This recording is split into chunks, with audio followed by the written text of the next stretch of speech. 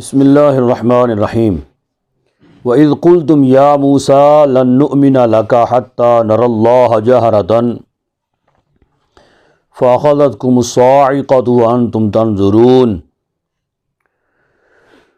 اور یاد کرو جب تم نے کہا یا موسیٰ، اے موسیٰ۔ کس نے کہا؟ یعنی قوم نے کہا، اے موسیٰ لن نؤمن لک، ہم نہیں یقین کریں گے تیرا، حتیٰ نر اللہ، حتیٰ کہ ہم دیکھ لیں اللہ کو، جہرتاً اعلانیہ، ظاہر ظہور، جب تک ہم اللہ کو دیکھ نہ لیں اس وقت تک ہم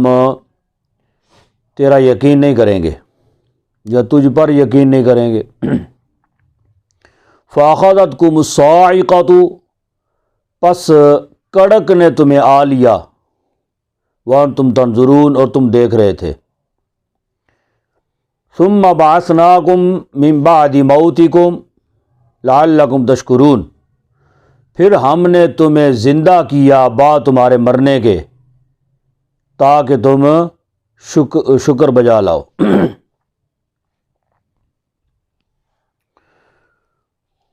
یہاں پہ جو پچھلا واقعہ جو ہے وہ آپ نے سنا ہے کہ جب اللہ تبارک و تعالیٰ نے ان پر سزا کے طور پر حکم جاری کیا کہ قتل کرو اپنی جانوں کو، پھر جو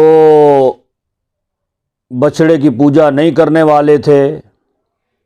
اور ان کو منع کرنے والے تھے، وہ 12,000 جن کی تعداد تھی، ان کو حکم ملا اور انہوں نے ان پر جو ہے نا وہ ان کو قتل کرنا شروع کیا، یہاں تک کہ 70,000 بنی اسرائیلی مارے گئے۔ پھر اللہ تبارک و تعالیٰ نے جو ہے وہ ابر جو آسمان پہ نازل ہوا تھا وہ بادل ہٹا دیا، روشنی آ گئی، اندھیرا جو ہے نا وہ ختم ہو گیا۔ تو فرمایا کہ اس کے بعد اللہ رب العزت نے موسیٰ علیہ السلام کو یہ حکم فرمایا کہ تم اپنی قوم میں سے چند برگزیدہ بندے جو ہیں ان کا انتخاب کرو، جی، تو ان کو لے کر طور پہاڑ پہ آؤ، تو وہ وہاں پہ آ کے توبہ طائب ہوں، تو پھر ان کی توبہ جو ہے وہ ان کے صدقے میں سب کی توبہ کو قبول کیا جائے گا۔ یہاں پہ یہ بات ذہن نشین رکھیں کہ توبہ تو وہاں پہ بھی ہو سکتی تھی، لیکن اللہ رب العزت نے طور پہاڑ کا یا اس جنگل کا انتخاب کیوں کیا، ان کو وہاں پہ آنے کا حکم کیوں ارشاد فرمایا؟ اس کی ایک وجہ یہ ہے کہ چونکہ بنی اسرائیلی قوم شرک میں مبتلا ہو گئی تھی اور مصر میں گویا کہ شرک ہونا شروع ہو گیا تھا اس بچھڑے کا، تو یہ بات پھر واضح ہوتی ہے جہاں پہ شرک ہو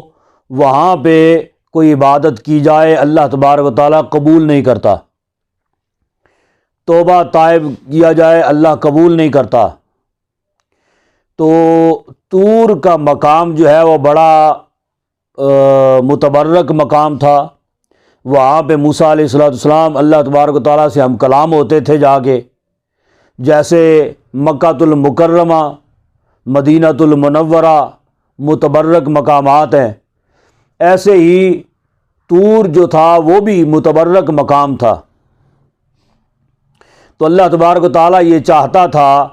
کہ جہاں پہ شرک ہوا ہے وہاں سے چند برگزیدہ بندوں کو یا منتخب بندوں کو وہاں سے نکال کے طور کی طرف جو ہے نا وہ ان کو لایا جائے، یہاں پہ آ کے وہ روزے رکھیں، توبہ طائب ہوں اللہ کے حضور، پھر اللہ تبارک و تعالیٰ ان کی توبہ کو بھی قبول فرمائے گا اور ان کے صدقے میں باقیوں کی توبہ بھی اللہ قبول فرما لے گا۔ تو حضرت موسیٰ علیہ السلام نے اپنی قوم میں سے 70 لوگوں کا انتخاب کیا، ان 70 لوگوں کو ساتھ لے کے طور پہاڑ کی طرف روانہ ہوئے۔ تو راستے میں بنی اسرائیلی قوم کو یہ بات تو معلوم تھی نا، پتہ تھی کہ موسیٰ علیہ السلام اللہ سے ہم کلام ہونے کے لیے طور پہاڑ پہ جاتے ہیں۔ انہوں نے خواہش ظاہر کی کہ آپ اللہ سے ہم کلام ہوتے ہیں تو اللہ کا کلام ہم بھی سننا چاہتے ہیں، اللہ کا کلام ہم بھی سننا چاہتے ہیں،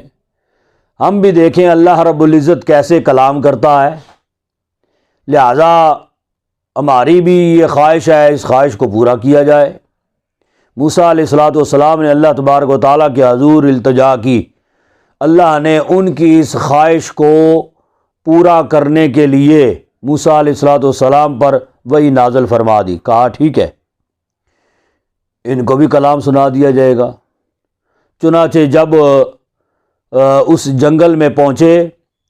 تو موسیٰ علیہ السلام نے حکم ان کو دیا کہ 3 دن تم لوگوں نے روزے رکھنے ہیں، ٹھیک ہے۔ انہوں نے 3 ایام 3 دن انہوں نے روزے رکھے۔ تیسرے دن موسیٰ علیہ السلام اللہ سے ہم کلام ہونے کے لیے طور پہاڑ پہ چڑھ گئے۔ یہ طور پہاڑ کے نیچے کھڑے تھے، موسیٰ علیہ السلام نے ان کو پابند کیا کہ یہیں پہ نیچے ٹھہرو تم، تو اللہ تبارک و تعالیٰ کلام کرے گا تو اللہ کے کلام کی آواز جو ہے نا وہ تم تک بھی پہنچ جائے گی۔ کہا ٹھیک ہے۔ تو موسیٰ علیہ السلام جب طور پہاڑ پہ چڑھے تو ایک ایک ستون جیسے ہوتا ہے نا، ستون ایک نمودار ہوا، ٹھیک ہے، ایسے اوپر سے آسمان سے ستون نمودار ہوا، نورانی ستون تھا، اور ایسا وہ تھا کہ جیسے بادل ہوتے ہیں، سفید رنگ کا تھا۔ جیسے وہ نیچے آیا تو پھر نیچے آ کے تو پھیلنا شروع ہو گیا، اس کے بادل جو ہیں نا وہ ایسے پھیلنا شروع ہو گئے۔ موسیٰ علیہ السلام اس کے اندر گر گئے، چھپ گئے، نظر نہیں آ رہے تھے کہ موسیٰ علیہ السلام کہاں پہ ہیں۔ بالآخر وہ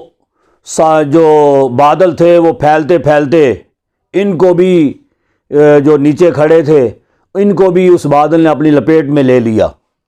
پھر اللہ تبارک و تعالیٰ نے موسیٰ علیہ السلام کے ساتھ کلام کیا اور آواز یہ آئی، انی انا اللہ، میں اللہ ہوں، لا الہ الا انا، میرے سوا کوئی معبود نہیں ہے، ذو مکہ ہوں، میں مکہ والا ہوں۔ اور پھر کہا کہ تم توبہ کرو، توبہ یہاں پہ کرو، میں تمہاری توبہ کو قبول کروں گا۔ یہ آواز ان کو آئی۔ اب بعد میں وہ بادل جو ہے نا وہ ایسے سمٹنا شروع ہو گئے، پھر اسی طرح ستون بنا، وہ ستون اوپر اٹھ گیا، موسیٰ علیہ السلام نیچے اتر آئے۔ جب نیچے آئے تو وہ بنی اسرائیلی قوم بے فیضے لوگ تھے، وہ بنی اسرائیلی قوم جو ہے وہ موسیٰ علیہ السلام سے کہنے لگی کہ کیا وہ کلام کرنے والا اللہ ہی تھا؟ کہا کہ جی اللہ ہی تھا۔ کہا کہ جی ہمیں تو کوئی یقین نہیں ہے کہ اللہ ہی بول رہا تھا، کہ اور کسی کی آواز تھی، ہمیں کیا یقین۔ تو موسیٰ علیہ السلام نے کہا کہ اللہ ہی مخاطب تھا، اللہ ہی بول رہا تھا، اللہ کے ہی الفاظ تھے، انی انا اللہ، میں اللہ ہوں۔ کہا کہ جی ہم تو یقین نہیں کریں گے جب تک ہم اللہ کو اعلانیہ دیکھ نہ لیں، ٹھیک ہے۔ یہ وَإِذْ قُلْتُمْ يَا مُوسَىٰ لَن نُؤْمِنَ لَكَ حَتَّىٰ نَرَى اللَّهَ جَهْرَةً، جب تک ہم اللہ کو دیکھ نہ لیں، اعلانیہ یعنی ظاہر ظہور، اللہ ہمارے سامنے آ جائے ایسے، جی تو پھر ہم اللہ پہ یقین کریں گے۔ تو جب تک اعلانیہ دیکھ نہ لیں اس وقت تک ہم اللہ پر یقین نہیں کریں گے۔ موسیٰ علیہ السلام نے کہا کہ یہ تمہاری خواہش تو فضول خواہش ہے جی، یہ تو نہ ماننے والی خواہش ہے، اس طرح کی خواہش تم نہ کرو۔ کہا کہ نہیں جی، ہم تو اللہ کو دیکھنا چاہتے ہیں جی۔ تو بعض روایات میں آتا ہے کہ جس کے کلام میں اتنی لذت ہے اس کے دیدار میں کتنی لذت ہوگی جی، تو ہم تو اللہ کو دیکھنا چاہتے ہیں۔ تو موسیٰ علیہ السلام سے جب انہوں نے یہ کہا، اللہ رب العزت نے پھر اپنی تجلی سوئی کے نکے کے کروڑویں حصے کے برابر تجلی، اس کی باقاعدہ تفصیل آگے جا کے آئے گی تو پھر وہاں پہ اس کی تفصیل بیان کریں گے، ٹھیک ہے۔ سوئی کا نکا جس میں دھاگا ڈالا جاتا ہے، اس کتنا وہ ہوتا ہے، بالکل معمولی سا جی، اس معمولی سے نکے کے بھی کروڑویں حصے، کروڑ اس کے حصے کیے جائیں نا، کروڑ اس کے حصے کیے جائیں تو کروڑ میں سے ایک حصے کے برابر اللہ تبارک و تعالیٰ نے تجلی ڈالی، ٹھیک ہے۔ تو وہ تجلی کیسے تھی کہ ایک آگ نمودار ہوئی، ٹھیک ہے، اور ان کی طرف اس میں گرج بھی تھی، چمک بھی تھی، وہ اس کی تاب نہ لا سکے۔ بنی اسرائیلی سارے کے سارے 70 کے 70 وہیں پہ ڈھیر ہو گئے، مر گئے، ایک رات اور ایک دن مرے رہے۔ موسیٰ علیہ السلام نے پھر اللہ تبارک و تعالیٰ کے حضور التجا کی، باری تعالیٰ میں تو ان کو اپنا گواہ بنا کے لے کے آیا تھا،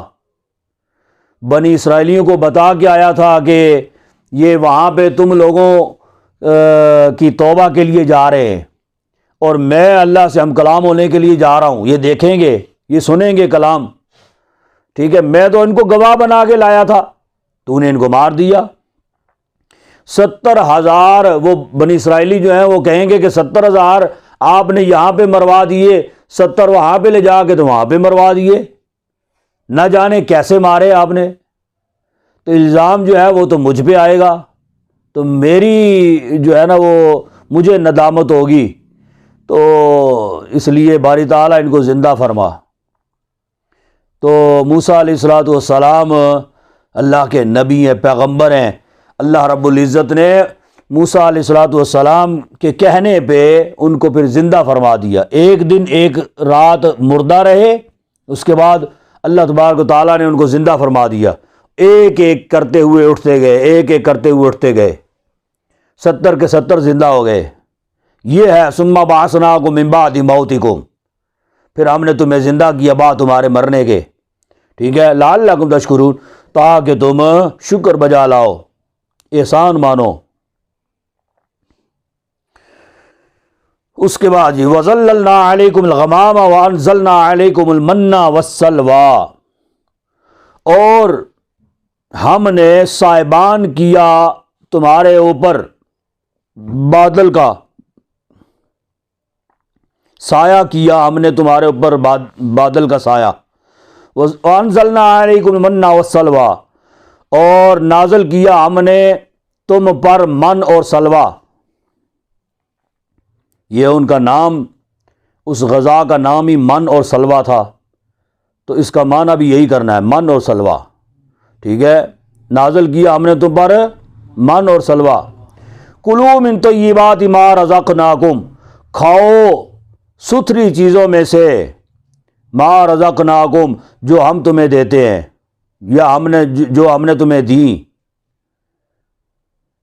وما ظلمونا ولکن کانوا انفسهم یظلمون، اور ہمارا انہوں نے کچھ نہ بگاڑا لیکن اپنی جانوں پر وہ ظلم کرتے تھے۔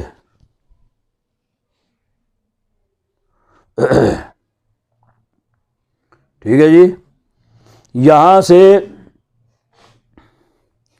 جو ہے جب وہاں پہ موسیٰ علیہ السلام ان کو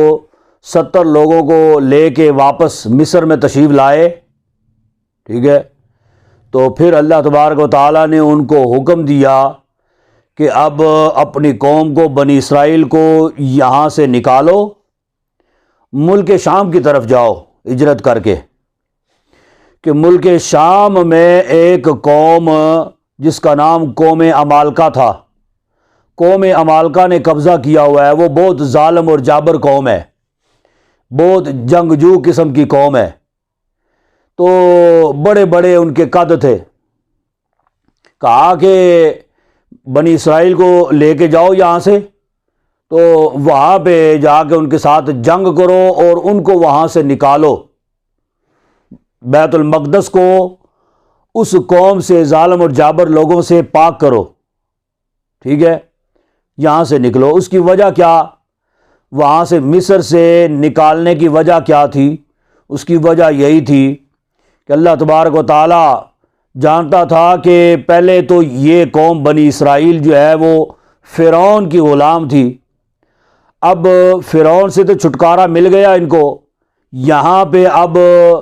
یہ پورے فرعون اور فرعونی جتنے بھی تھے ان سارے لوگوں کے مال اسباب جو ہیں وہ اب ان کو مل گئے تھے، ٹھیک ہے، محلات، مکانات، یہ وہ سب کچھ اب ان کے قبضے میں آ گیا تھا، اور ہر قسم کی کھانے پینے کی اشیاء وہ ساری ان کو دستیاب تھی وہاں پہ۔ اللہ رب العزت یہ چاہتا تھا کہ اب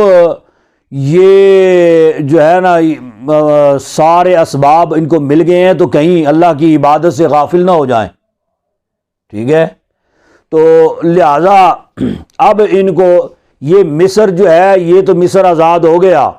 فرعون اور فرعونی سارے کے سارے غرق ہو گئے، یہ تو اب ان کے پاس بنی اسرائیلیوں کے پاس آ گیا، اب ملک شام جو ہے وہ بھی اس ظالم قوم سے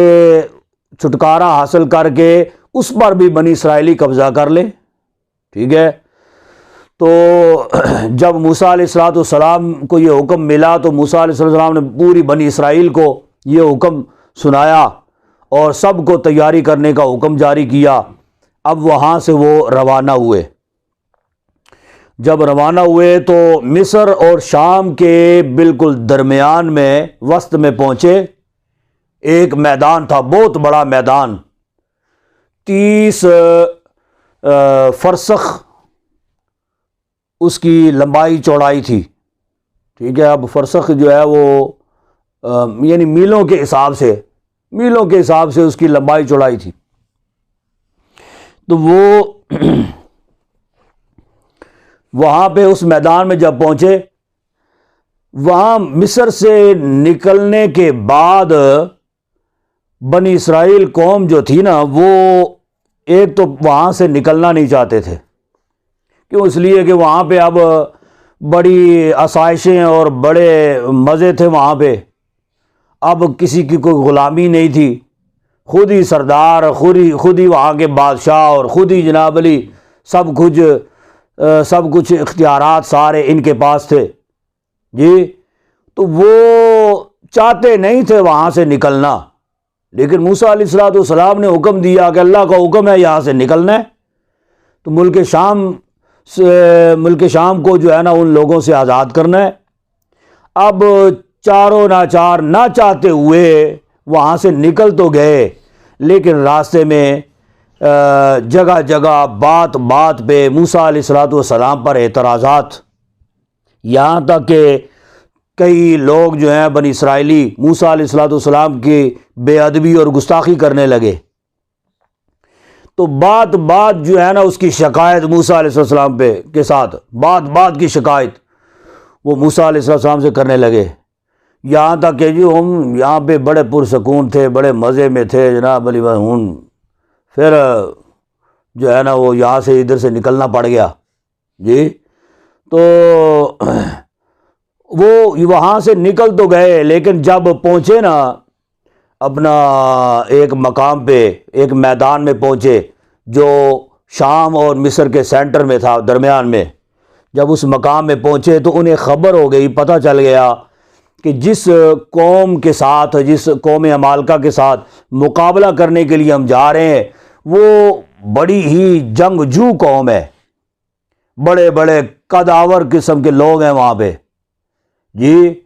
وہ تو ہمارا تہس نہس کر دیں گے، کچھ بھی نہیں بچے گا ہمارا۔ تو وہ ڈر گئے، اب ایک بھی قدم آگے نہ بڑھائیں، وہیں پہ ٹھہر گئے، اساں کو نہیں جانا اگے جی۔ تو کہنے لگے کہ جی موسیٰ علیہ السلام کو آپ جانے اور آپ کا رب جانے، آپ جائیں اور آپ کا رب جا کے جناب علی جا کے جنگ کرے وہاں پہ، ہم تو نہیں جائیں گے جی۔ تو جب انہوں نے یہ کہا تو اللہ تبارک و تعالیٰ نے ان کو اسی مقام میں، اس کو کہتے ہیں مقام طیہ، اسی مقام کے اندر اللہ تبارک و تعالیٰ نے ان کو قید کر دیا، ٹھیک ہے، اسی مقام میں قید کر دی، اس میدان کے اندر۔ وہ قید ایسی نہیں تھی کہ اس کے اطراف میں باؤنڈری وال جو ہے وہ رب العزت نے کو کھینچ دی ہو جی، کہ بڑی بڑی دیواریں کھڑی ہو گئی ہوں کہ جی اس کے باہر آپ جیسے یاجوج ماجوج قوم جو ہے وہ جس مقام میں ہے اس کے اطراف میں چاروں اطراف دیوار بڑی سی بنی ہوئی ہے، وہ اس کے باہر نہیں جا سکتے، اسی کے اندر ہے، ٹھیک ہے۔ تو یہ بھی ایسا نہیں تھا کہ ان کے اطراف میں کوئی دیوار بنا دی گئی ہو، ایسی بات نہیں ہے۔ وہاں پہ قید ہونے سے مراد یہ ہے کہ اس میدان، وہ میدان ایسا تھا، اللہ رب العزت کی شان جو ہے نا وہ اس میں نظر آتی ہے کہ وہ جس طرف بھی نکلنا چاہتے تھے نا تو وہ نکلنے کی کوشش کرتے تھے، تو وہ سمجھتے تھے گھوم گھما کے پھر اسی مقام پہ آ گئے ہیں، ٹھیک ہے، پھر گھومتے گھماتے ادھر ادھر آتے جاتے پھر اسی مقام پہ آ گئے۔ تو وہ اس طریقے سے ان کی گویا کہ وہاں پہ جو ہے نا وہ قید ہو گئی، وہیں پہ وہ قید ہو کے رہ گئے۔ 40 سال اس مقام میں، مقام طیہ میں انہوں نے گزارے، 40 سال۔ اللہ رب العزت نے اس مقام طیہ میں ان کے لیے جو انتظامات فرمائے وہ کیا تھے کہ ان کے تنوں کے اوپر جو لباس ہوتے تھے وہ لباس کبھی گندے نہیں ہوتے تھے، 40 سال تک ایک ہی لباس میں وہ رہے، ٹھیک ہے، نہ وہ لباس پھٹے کہ ان کو دوبارہ سلانے کی ضرورت پڑے، نہ وہ لباس گندے ہوئے کہ ان کو دھونے کی ضرورت پڑے، وہ ایک ہی لباس میں رہے، ٹھیک ہے۔ اور اللہ رب العزت نے ان کے لیے وہاں پہ ایک بادل نمودار کیا جو پورے 40 سال تک وہ روزانہ بادل جو ہے نا وہ آسمان پہ آ جاتا، اور اس بادل کی وجہ سے اس پورے میدان طیہ میں سایہ رہتا، حالانکہ وہ گرم علاقہ تھا اور سخت گرمی تھی، سخت گرمی، وہاں پہ ٹھہرنا اور رہنا بہت ہی دشوار تھا، لیکن اللہ رب العزت نے ان کے لیے جو اہتمام کیا کہ ایک سائبان جو وَظَلَّلْنَا عَلَيْكُمُ الْغَمَامَ، ٹھیک ہے، ایک بادل نمودار کیا، وہ بادل جو ہے وہ ان کے اوپر سایہ کیے رہتا ہر وقت پورا دن، رات میں ان پر ایک ستون نمودار ہوتا روشنی کا، ایک نور کا ستون، اس میں روشنی ہوتی تھی اور پورے میدان میں، پورا میدان اس روشنی کی وجہ سے روشن رہتا تھا۔ وہ رات میں اس روشنی کی وجہ سے کام کاج کرتے تھے، دن پورا سوئے رہتے تھے، کہ دن جو ہے نا وہ ایک تو سایہ ہوتا تھا، ٹھنڈک ہوتی تھی، سوئے رہتے تھے، رات کو روشنی آ جاتی، اس روشنی میں وہ کام کاج کرتے۔ اور پھر اللہ رب العزت نے ان کے لیے وہاں پہ من اور سلوہ کا اہتمام کیا۔ وہ من اور سلوہ ایسا نہیں تھا کہ آسمان سے کوئی گرتا تھا، ہر ایک کی جھولی میں یا ہاتھ ایسے کرتے تھے وہ آ جاتا تھا، یا گھروں میں ان کے گھروں میں آ کے گر جاتا تھا، ایسی بات نہیں ہے۔ من جو تھا نا یہ ایک حلوہ تھا، کیا تھا؟ حلوہ تھا۔ روزانہ صبح طلوع آفتاب سے پہلے یہ من جو ہے نا ہر ایک کے لیے 4 کلو 4 سیر من اترتا تھا، ایک ایک فرد کے لیے، اور کچھ دن یہ من کھاتے رہے۔ حلوہ تھا بڑا نفیس و بڑا لذیذ قسم کا۔ اس میں گھی بھی ہوتا تھا اور اس میں، اور وہ تھا کیا، یہ نہیں ہے کہ پکا پکایا کو حلوہ آتا تھا، وہ گویا کہ ایک قسم کی جیسے اوس ہوتی ہے نا، یہ آسمان سے گرتی ہے اور آپ نے دیکھا ہوگا کہ پتوں کے اوپر ایسے اوس کے قطرے پڑے ہوئے ہیں ایسے، جی ایسے اوس، گویا کہ ایک قسم کی اوس تھی، اور اس اوس میں اللہ تبارک و تعالیٰ نے وہ ذائقہ اور وہ لذت جو ہے نا وہ رکھی تھی جیسے حلوہ ہوتا ہے، اس میں باقاعدہ گھی ہوتا تھا اور مٹھاس ہوتی تھی، اور بالکل ہو بہو جیسے حلوے کا ذائقہ ہوتا ہے اس طرح کا وہ ہوتا تھا۔ ہر ایک بندے کے حساب سے کم از کم 4 کلو، وہ ایک دانہ جو ہوتا تھا نا وہ 4 کلو کا ہوتا تھا، ٹھیک ہے۔ اب کچھ ایام تک، کچھ دنوں تک وہ کھاتے رہے، پھر موسیٰ علیہ السلام سے کہنے لگے کہ ہم تو اکتا گئے، چھٹی ہو گئی کہ روزانہ حلوائی کھا رہے، جی میٹھا کھا کھا کے تو بندہ تنگ تو پڑ جاتا ہے نا، جو بڑے شوقین بھی ہوں نا میٹھے کے، وہ بھی صرف میٹھا اگر کھائیں تو بات نہیں بنتی ہے، ایک دن کھا لیں گے یا 2 دن کھا لیں گے بس، جی تو وہ بھی کچھ دنوں تک اسی طرح کھاتے رہے۔ موسیٰ علیہ السلام سے کہنے لگے کہ اب تو کچھ نمکین بھی ہونا چاہیے، جی تو نمکین کا تو پھر ہر ایک کا دل کرتا ہے نا، تو پھر جب موسیٰ علیہ السلام سے انہوں نے یہ درخواست کی تو اللہ تبارک و تعالیٰ نے ان کے لیے سلوہ کا اہتمام کیا۔ یہ کباب ہوتے تھے، یہ بھی ایسا نہیں ہے کہ کباب جو ہے نا وہ تیار ہو کے پک پکا کے جناب علی ان کے پاس آ جاتے ہوں، ایسی بات نہیں ہے۔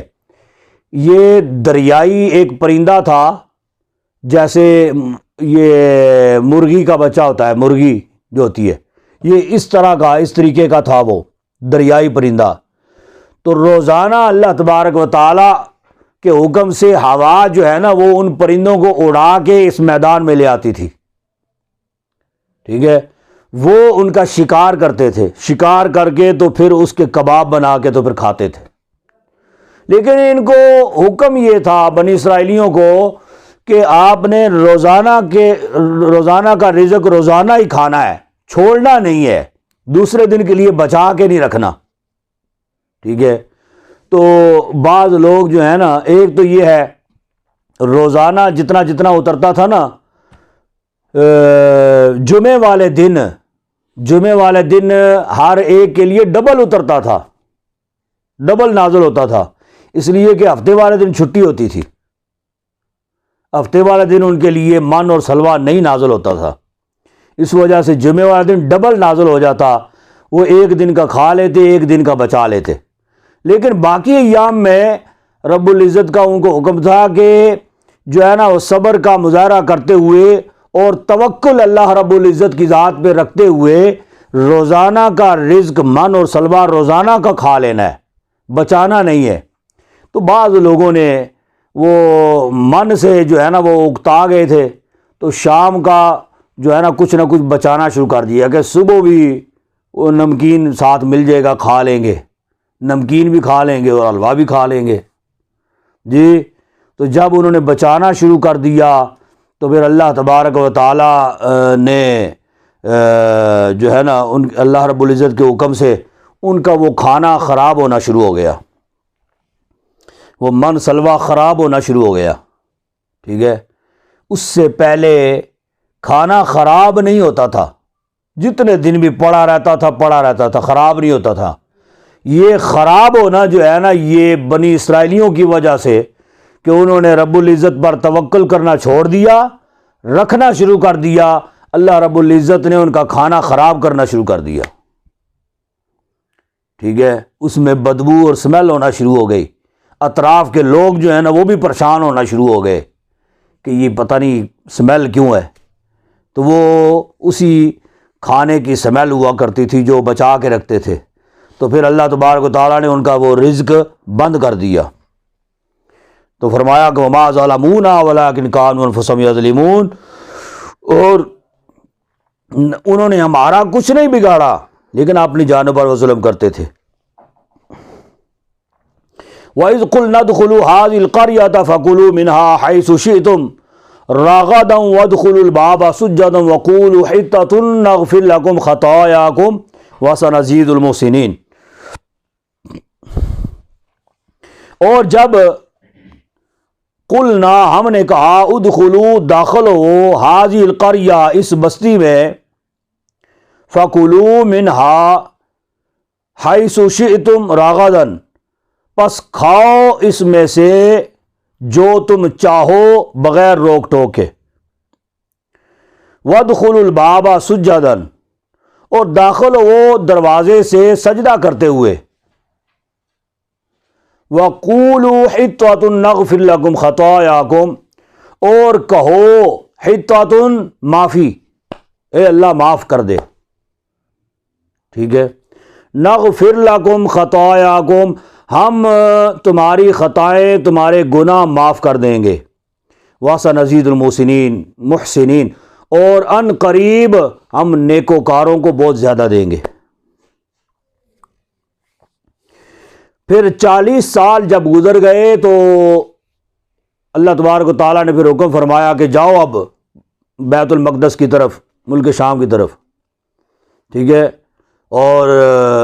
جا کے اللہ رب العزت نے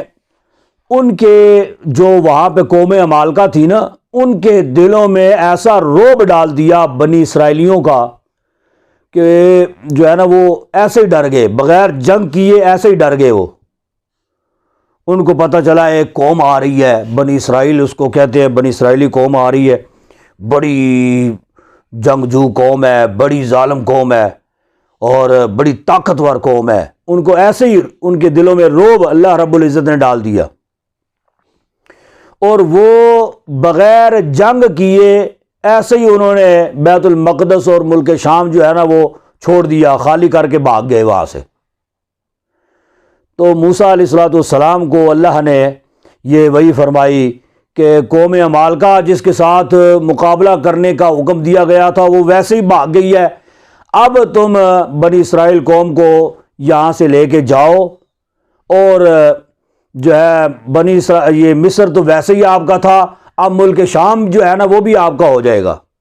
لہذا ملک شام پہ جا کے ان کی عمارات اور ان کا ساز و سامان وغیرہ یہ وہ سب کچھ وہ آپ لوگوں کی بنی اسرائیل کی ملکیت ہو جائے گا، تو لہٰذا ان کو لے کے ملک شام میں بیت المقدس میں چلے جاؤ، ٹھیک ہے۔ جب اللہ رب العزت نے یہ حکم فرمایا تو موسیٰ علیہ السلام وہاں سے ان کو لے کے روانہ ہوئے۔ اللہ تبارک و تعالیٰ نے ان کو حکم فرمایا کہ 2 کام کرنے ہیں صرف، اور کوئی کام نہیں ہے، کہ ملک شام کو ہم نے قوم عمالقہ سے ویسے ہی آزاد کر دیا ہے، اب تمہیں نہ جنگ کرنے کی ضرورت ہے، نہ لڑنے جھگڑنے کی ضرورت ہے، نہ قتل و غارت گری کرنے کی ضرورت ہے، کچھ بھی کرنے کی ضرورت نہیں ہے، صرف 2 کام جو ہے نا یہ تم لوگوں نے کرنے ہیں، انتہائی آسان ترین کام، ٹھیک ہے، کوئی مشقت والے کام بھی نہیں ہے، یہ 2 کام تم نے بنی اسرائیل قوم کو حکم فرمایا کہ یہ کرنے ہیں بس۔ وہ کیا تھے؟ وَادْخُلُوا الْبَابَ سُجَّدًا کہ داخل ہونا ہے دروازے سے، بیت المقدس کے دروازے سے جب داخل ہونا ہے نا تو وہ دروازے سے داخل ہونا ہے سجدہ کرتے ہوئے داخل ہونا ہے، ٹھیک ہے، اس کا جو دروازہ ہوگا وہاں سے ایسے جھک کے سجدہ کرتے ہوئے دروازے سے اندر داخل ہونا ہے، ایک تو یہ کام کرنا ہے۔ دوسرا کام کیا کرنا ہے؟ وَقُولُوا حِطَّةٌ یہ کہتے ہوئے داخل ہونا ہے کہ اے اللہ ہمارے گناہوں کو معاف فرما، معافی مجھ سے مانگتے ہوئے داخل ہونا ہے، اور کوئی کام جو ہے نا تم لوگوں نے نہیں کرنا، یعنی داخل ہوتے ہوئے آپس میں کوئی گفت و شنید نہیں کرنی، کوئی گپ شپ آپس میں نہیں مارنی، کوئی کسی کے ساتھ ہنسی مذاق نہیں کرنا، ٹھیک ہے، صرف 2 کام کرنے ہیں، ایک سجدہ کرتے ہوئے داخل ہونا ہے اور دوسرا مجھ سے معافی مانگتے ہوئے داخل ہونا ہے، بس یہ کام کرنے ہیں، ٹھیک ہے۔ فرمایا کہ یہ 2 کام کرو گے تو پھر وَسَنَزِيدُ الْمُحْسِنِينَ، ایک تو یہ ہے کہ نغفر لکم خطایاکم ہم تمہاری خطاؤں کو معاف بھی کر دیں گے، وَسَنَزِيدُ الْمُحْسِنِينَ اور نیکوکاروں کو بہت زیادہ دیں گے۔ لیکن کیا ہوا، وہ ایسی بدبخت قوم تھی جی کہ فبدل الذین ظلموا قولا غیر الذی قیل لہم، پس بدل دی ظالموں نے وہ بات، قولاً وہ بات، غیر الذی قیل لہم سوائے اس کے جو ان کو کہی گئی تھی۔ ٹھیک ہے، یعنی جو ان کو کہا گیا تھا اس پر انہوں نے عمل نہیں کیا، بلکہ انہوں نے وہ بات جو ہے نا وہ تبدیل کر دی۔ وہ کیا تبدیل کر دی کہ وہ جب حکم یہ تھا کہ سجدہ کرتے ہوئے داخل ہونا ہے، لیکن وہ ایسے بدبخت تھے اور بے فیض قسم کے لوگ تھے جی، جب داخل ہو رہے تھے نا تو ایسے سرین کے اوپر گھسٹتے ہوئے داخل ہوئے۔ ٹھیک ہے، وہ پنجابی کہتے ہیں کیسی کرنا جی، وہ ایسے جناب علی یہ ایسے پاؤں کو اٹھا کے نا ایسے سے وہ گھسٹتے ہوئے داخل ہوئے دروازے سے۔ ٹھیک ہے، اور پھر حکم یہ تھا کہ وقولوا حطۃ، یہ حکم تھا، لیکن وہ آپس میں ہنسی مذاق کرتے ہوئے، آپس میں ایک دوسرے کے ساتھ باتیں کرتے ہوئے، ناشکری کا مظاہرہ کرتے ہوئے یہ کہہ رہے تھے آپس میں کہ جی چنگے بھلے اسی بنی اسرائیل اپنا مصر دے وچ آباد ساں، خوش باش زندگی گزار رہے ساں، موسیٰ علیہ السلام ہمیں وہاں سے نکال کے لے آئے، پھر 40 سال کے لیے مقام طیہ میں قید کر دیا گیا، وہاں پہ من اور سلوہ ہی کھاتے رہے جی، کوئی اسی جناب علی کوئی سلاد کوئی دال دلیا کوئی یہ وہ کوئی جا کوئی سانوں کوئی لبدا،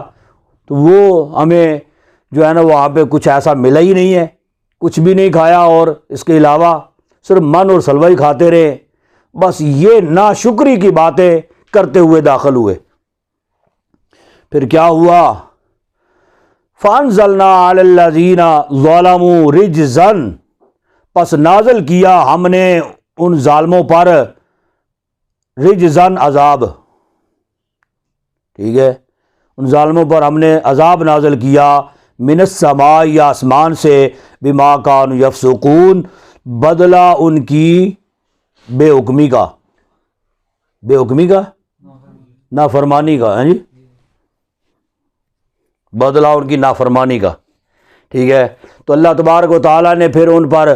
طاعون کا عذاب نازل کیا ان کی نافرمانی کی وجہ سے۔ طاعون کا عذاب یعنی طاعون یہ جلدی بیماری ہے، جسم کے اوپر، جلد کے اوپر یہ جو ہے نا بیماری آ جاتی ہے، دانے نکل آتے ہیں، جسم جلد جو ہے نا وہ ساری خراب ہو جاتی ہے، پیپ پڑنا شروع ہو جاتی ہے، یہ اس کو طاعون کہا جاتا ہے۔ یہ طاعون کی بیماری ان پر اللہ رب العزت نے آسمان سے پھر نازل فرمائی، اور اسی میں وہ مبتلا ہوئے اور رب العزت کے عذاب میں وہ گرفتار ہوئے۔ وما علینا الا البلاغ المبین۔